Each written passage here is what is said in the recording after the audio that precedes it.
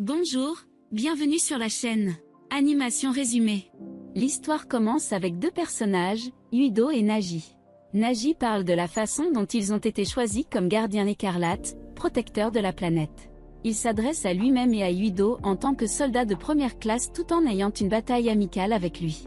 L'entraînement s'écarte un peu de ce à quoi Nagi s'attendait alors que Yuido prend le dessus et lui donne un petit coup.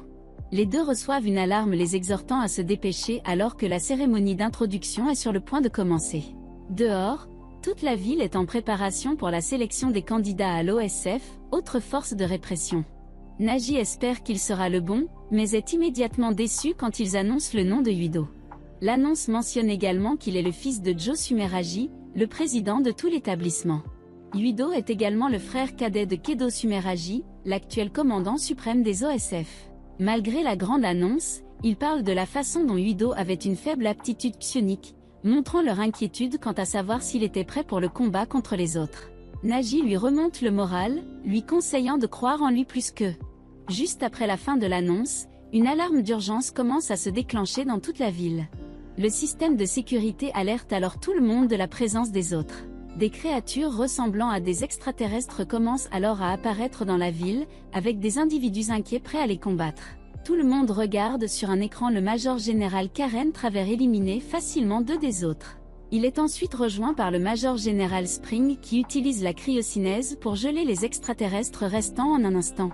Nagi et Yuido se retrouvent plus tard dans une cérémonie orientale vêtus d'un uniforme spécifique, accompagnés de leurs camarades candidats de l'OSF. Les garçons commencent à remarquer Naomi Randall, parlant de la façon dont leur classe est bénie avec de belles filles. La sœur cadette de Naomi, Kazan, est également sur leur liste, mais elle remarque que Nagi leur fait signe de la main et dit à sa sœur aînée de se méfier des garçons comme lui. Naomi lui dit qu'elle doit arrêter de la traiter comme une enfant, et elle regardait Yuido, pas Nagi. Chacun des étudiants de première année est ensuite averti alors que le frère aîné de Yuido, le commandant Kedo, se dirige vers eux pour s'adresser à eux en personne. Il parle de la façon dont ils sont les quelques élus de l'OSF, et rien ne doit être tenu pour acquis. Il leur explique également à quel point l'OSF en sait peu sur les autres. En réalité, ils ne savent rien de plus que le fait qu'ils viennent de la ceinture d'extension de la stratosphère.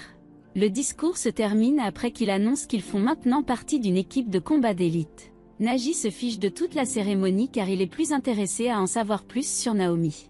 Il découvre que ses vrais parents ont été tués par d'autres quand elle était encore enfant, et donc les Randall l'ont ensuite amenée dans la maison. Après quelques recherches, Nagi indique clairement qu'il s'en prendra à Naomi, et Yuido peut appeler Dib sur Kanaz. Plus tard, Yuido a été approché par Hanabi, qu'il présente comme son amie d'enfance. Elle est ravie d'être dans le même peloton que lui. Tous les membres du peloton se rassemblent ensuite et le peloton de Yuido s'appelle Seto et est dirigé par Seto Narukami. Narukami se présente et présente ses pouvoirs d'électrokinésie. Hanabi montre alors sa pyrokinésie. De même, Nagi a l'aérokinèse et Yuido a la psychokinèse.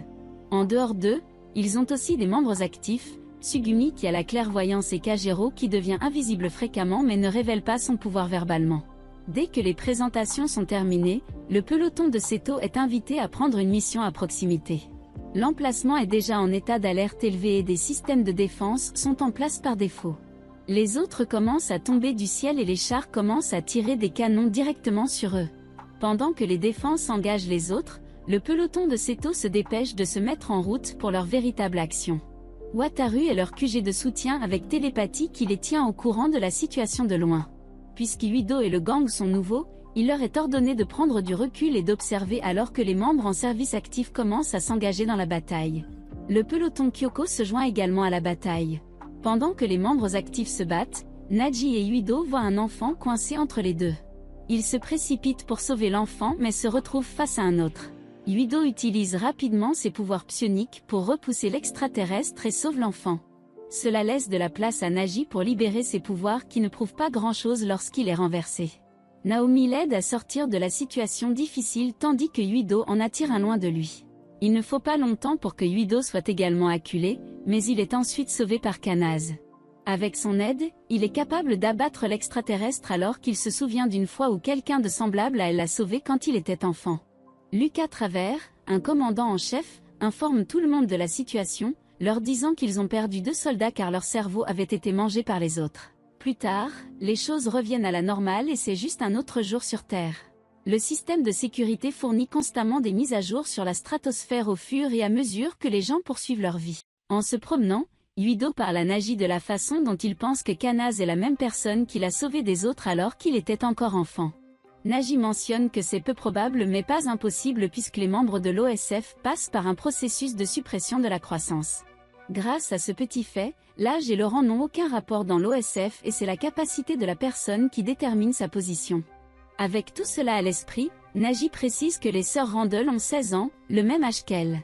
Il se dirige ensuite vers un site touristique voisin qui abrite la tombe de Yakumo Somuraji, le fondateur d'OSF, et un héros cimenté aux yeux de tous ceux qui l'ont suivi.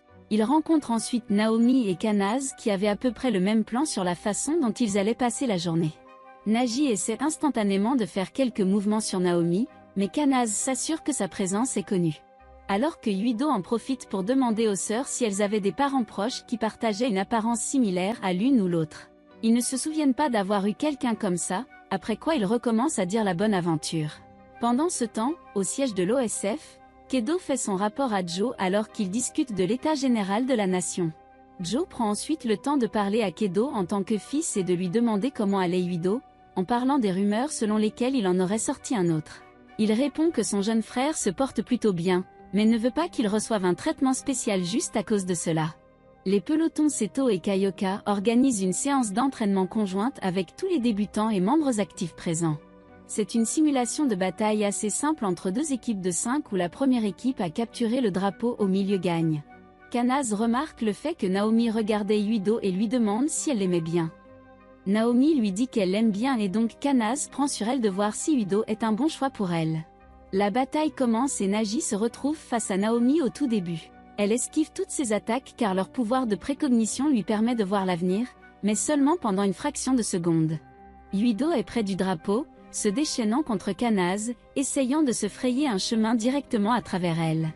Juste au moment où ils commencent à échanger des coups, Togumi parvient à capturer le drapeau grâce à Arashi du peloton Kaioka étant un paresseux. Avant qu'ils puissent se regrouper et discuter des détails de la bataille, l'autre alerte les avertit. Les deux pelotons se préparent à s'engager et à se frayer un chemin à travers un tunnel. De l'extrémité sombre du tunnel, les autres commencent à courir droit sur eux.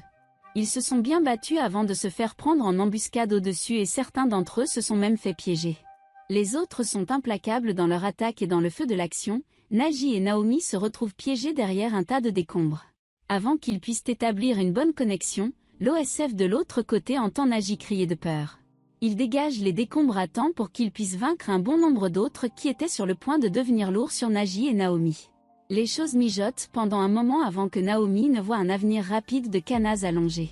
Elle saute devant sa sœur et un coup de feu tire, frappant Naomi à la place alors qu'elle commence à se cristalliser et à se briser. Elle commence alors à se transformer en une autre elle-même et une considérablement plus grande par rapport à celle qu'il combattait auparavant. Kanaz est horrifié par le côté morbide de ce qui était sa sœur. Naomi, qui est maintenant une autre, commence à les attaquer tous, renversant Kanaz et la retirant du combat. Naji se met à crier et à trembler d'horreur de ce qu'il avait vu. Même lorsque les autres chargent, il ne peut pas bouger, ce qui amène Yuido à prendre en charge et à lutter contre le monstre. En les voyant tous attaquer Naomi comme ça, Kanaz prend son parti instinctivement, leur disant d'arrêter de l'attaquer. Avant que quoi que ce soit d'autre n'arrive, l'autre disparaît alors que Kanaz commence à tendre la main à sa sœur en deuil. Le major général arrive pour voir ce qui s'est passé.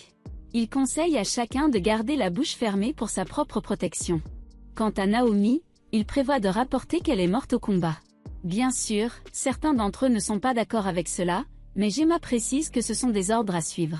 Incapable d'accepter cette décision, Kanaz tente de s'enfuir, mais Karen Travers l'arrête en utilisant une secousse d'électricité pour l'assommer. De retour au quartier général, aucun des pelotons n'est satisfait de ce qui s'est passé alors qu'il commence à manquer Naomi et à parler de l'importance de sa présence. Kanaz se réveille dans sa chambre, toujours en deuil et en état de choc. Elle reçoit alors un appel de sa mère, qui au lieu de la réconforter, lui dit qu'ils ont eu tort de confier Naomi à ses soins. À la fin, ils disent à Kanaz qu'ils ne voulaient plus jamais revoir son visage. Karen prend son temps pour parler avec Kanaz et révèle que c'est le Seren qui a emmené Naomi. Tout espoir n'est pas perdu car il lui dit qu'ils sont les seuls à pouvoir la ramener à sa forme humaine normale. Il explique également qu'il était inutile de sauver Naomi dans sa forme actuelle car elle sera identifiée comme une autre et tuée immédiatement. Leur seul pari est d'attendre car il lui assure que les Sérènes ne tueront pas Naomi. Il lui laisse un message énigmatique, lui disant de ne pas faire confiance au nouveau Aikuma. Elle va ensuite retrouver Yuido, qui lui montre une ampoule qu'il avait trouvée. Il lui dit qu'il était allongé dans le métro où Naomi a été abattue. Elle se souvient avoir vu quelque chose de similaire chez elle, et ils identifient tous les deux le logo Sérène sur l'ampoule. Elle le remercie pour cette information et lui dit de rester en dehors de son chemin alors qu'elle envisage de sauver Naomi. Il offre son aide au lieu de se révolter et ils commencent tous les deux à se frayer un chemin. Elle entend parler de sa situation avec Naji, ce qui lui rappelle son propre lien avec Naomi. Ailleurs, Gemma et Karen sont rassemblées autour d'un groupe de personnes et il leur assure qu'elles sont dans un endroit sans surveillance. Les personnes présentes discutent de la chute d'OSF et de la façon dont elle se déroule comme prévu. Le QG reçoit alors une énorme alarme d'un nombre sans précédent d'autres observations. L'ensemble de l'OSF est ensuite envoyé pour lutter contre eux. Alors qu'ils discutent, les citoyens commencent une évacuation et la ville est prête à être un champ de bataille total. Naji rejoint le peloton Kyoka et Seto peu de temps après.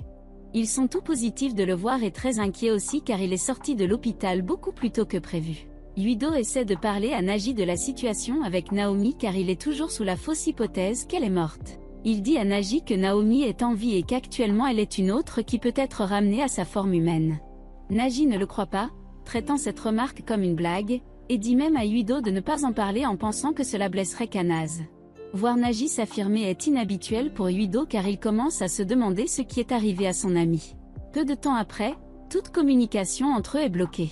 Un groupe d'officiers des OSF entoure le peloton de Seto avec Gemma en tête. Kyoka et Seto demandent de quoi il s'agissait et il ne révèle pas grand-chose. Au lieu de cela, il est déçu de Seto alors qu'il commence à exprimer son dégoût pour son implication dans d'horribles recherches. Seto lui dit qu'il n'avait aucune idée de ce dont Gemma parlait, mais avant qu'il ne puisse continuer, Lucas Travers arrive sur le terrain. Avec lui dans la mêlée, Karen rejoint le camp de Gemma et les deux frères commencent à échanger des coups. Gemma leur dit que le nouvel établissement de Ekuma n'est pas moral et que la nation a été dupée par eux. Kanaz lui demande s'il savait quelque chose sur sa sœur, mais au loin, Naji commence à avoir une dépression et ses expressions changent alors qu'il se dirige de manière menaçante vers Yuido et Kanaz. Merci d'avoir regardé la partie 1, toutes les autres parties seront dans un commentaire épinglé ci-dessous.